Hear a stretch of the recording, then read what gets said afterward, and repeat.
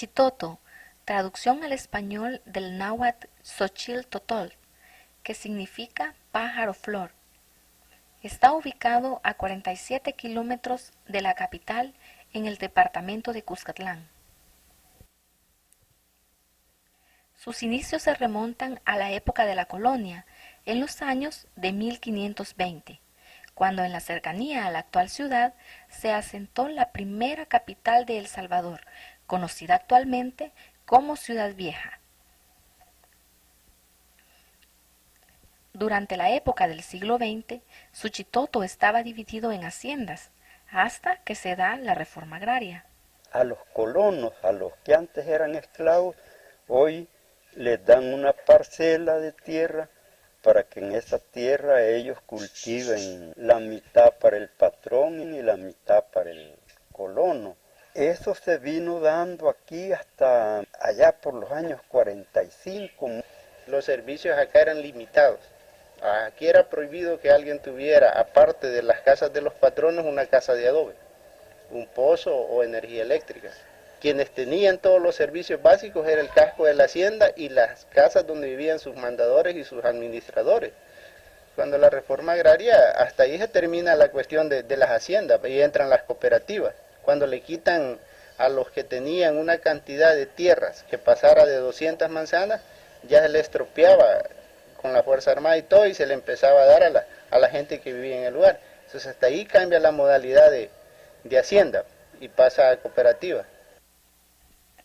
Desde los inicios, la economía de Suchitoto fue sostenida por la producción del añil. En el tiempo de los mayas, ellos lo procesaban en canoas o en bateas. Los únicos que usaban esta tinta eran pues la nobleza y los sacerdotes. Las relaciones comerciales con sus vecinos en el departamento de Chalatenango, los cuales estaban divididos por el cauce del río Lempa. Un río muy precioso visitado, más que todo por los pueblos que estaban alrededor, tanto Suchitoto como el área de Chalatenango. Se podían apreciar la barca donde se pasaban los buses que se conducían hacia Chalatenango o venían hacia Suchitoto. Unas vegas muy bellas donde se cultivaba mucho lo que eran las hortalizas.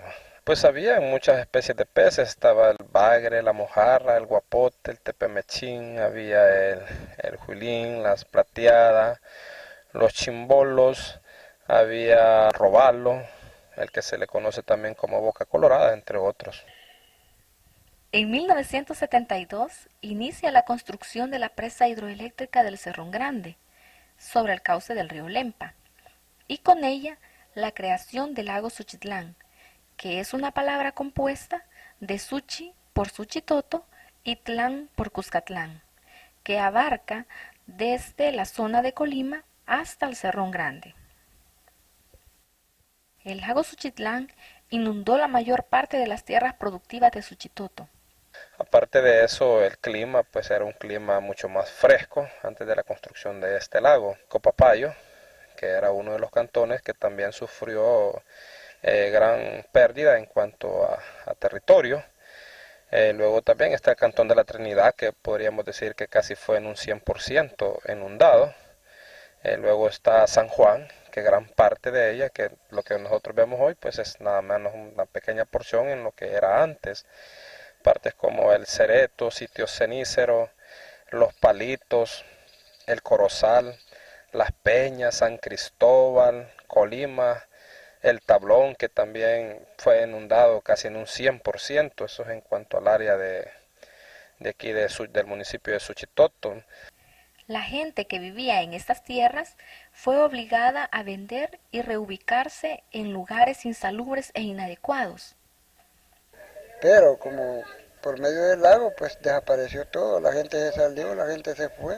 Ahí había milpa, había sandía, había maicillo, había arroz, había jonjolí, estuvieron perforando.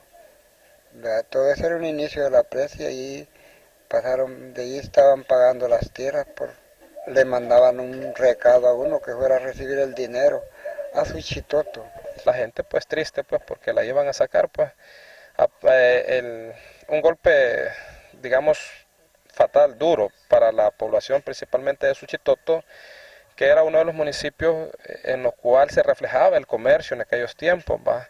En el cual las mejores tierras iban a ser inundadas.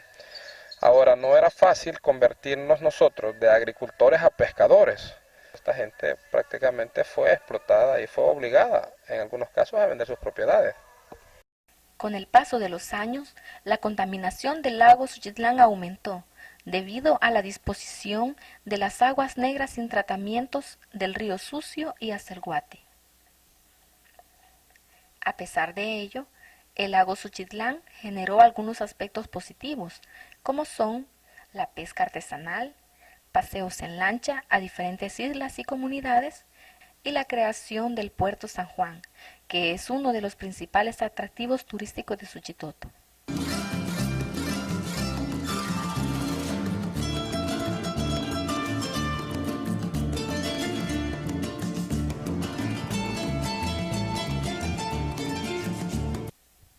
Suchitoto estaba aún adaptándose a la forma de vida con el lago Suchitlán, cuando en 1980 inicia el conflicto armado de El Salvador.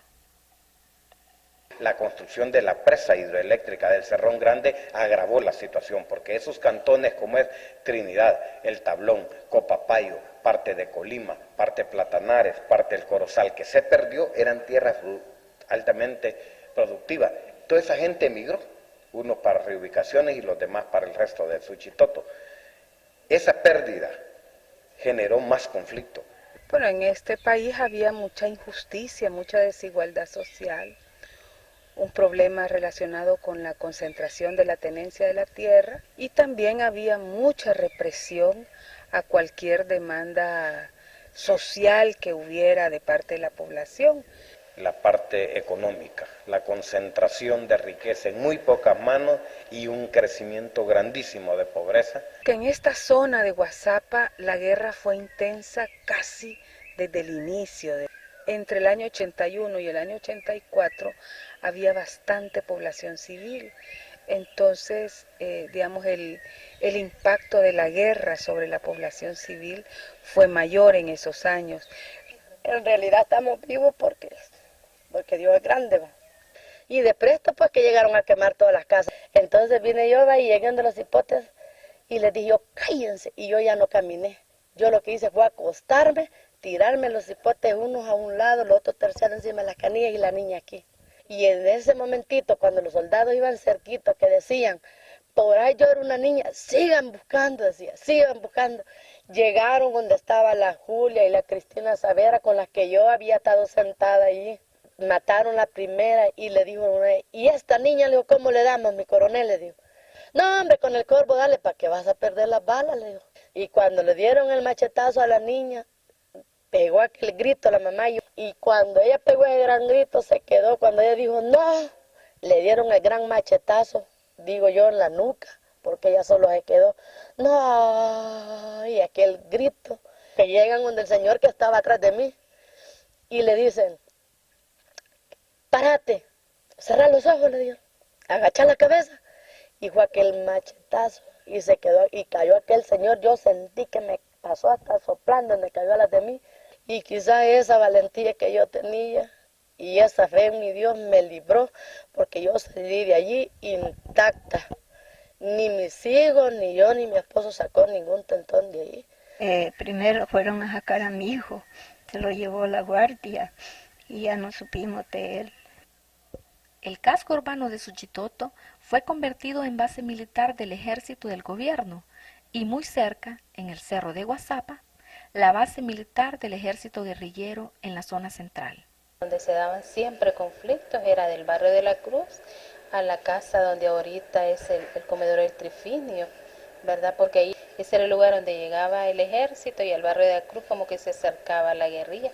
Se sentían los enfrentamientos así, ¿verdad? Porque fue el barrio más golpeado porque muchas viviendas, en algunas cayeron bombas, se veía las esquirlas en las paredes del barrio de la Cruz y las orillas de la ciudad.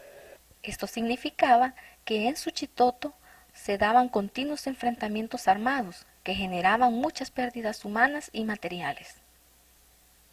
La población que estaba en la zona rural enfrentó una política de guerra arrasada criminal por parte de la Fuerza Armada. Es decir, la Fuerza Armada en muchas ocasiones ni siquiera perseguía a la guerrilla, perseguía a la población civil para matarles. Parte de esa población que se tuvo que ir huyendo porque la situación era insostenible, entraba el ejército y destruía las cosechas. Las comunidades rurales se vieron obligadas a buscar refugios en otros departamentos y países cercanos como es Honduras. El día 15 de julio que veníamos resignados a 65 familias para la comunidad del Barillo, pues veníamos dispuestos a entregar la vida por el camino a como nos tocara. Porque dijeron alguienes, si se mueren ellos, no los vamos nosotros. Quedaban muchos en muchos lugares de los refugios de El Salvador. Quedaban unos en Betania, quedaban otros en Don María, quedaban otros en Calle Real. Después de más de 12 años de conflicto armado, Suchitoto inicia la reconstrucción.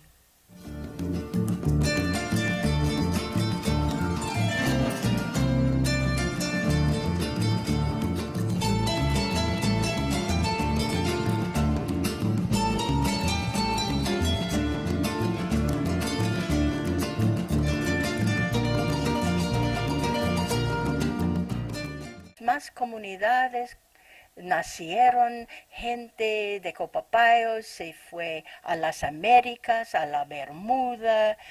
Qué amor para la tierra propia, qué amor tiene la gente que maneja la tierra para vivir, ¿no? Luego que ya habíamos alrededor de unas 100 familias, decidimos fundar otras comunidades.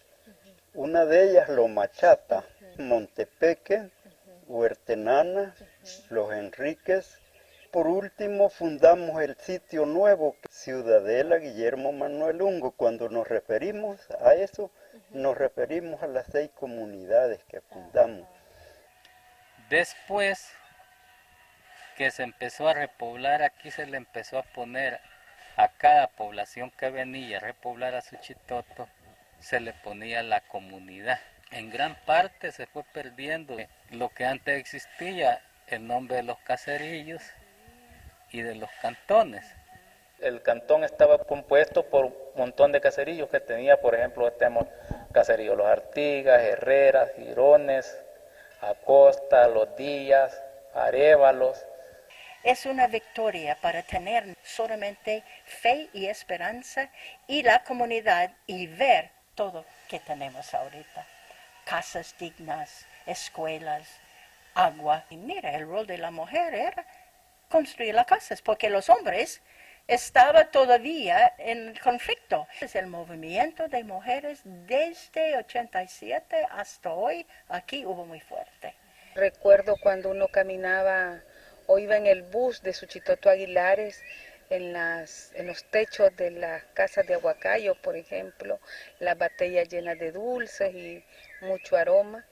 Y aquí habían días de mercado. La gente de las comunidades traía sus productos a vender aquí. Suchitoto, a pesar de haber vivido estos eventos, aún conserva los elementos que lo han caracterizado.